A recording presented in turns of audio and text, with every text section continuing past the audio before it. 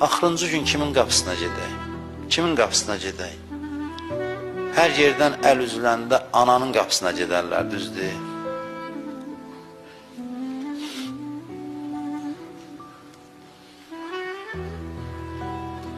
Ana dadına çatır insanın.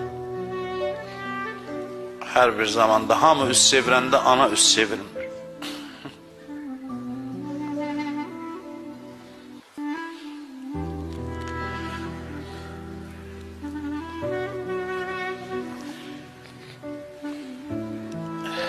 Gedək anamıza özümüzdən şikayət eləyək. Deyək, ana sənə layiqli övlad olan mədir. Gedək o yanmış qapısına xanım Fatimə Zəhranın. Allahı belə təhdid eləyə bilərik, biz anamızla deyə bilərik ki, bağışlamasan Ramazan ayı sona çatır. İndi də bağışlamasan Həzrət Fatimə rozəsi oxuyarıq, yeri göyə ağladarıq. Bizim başqa nəyimiz var?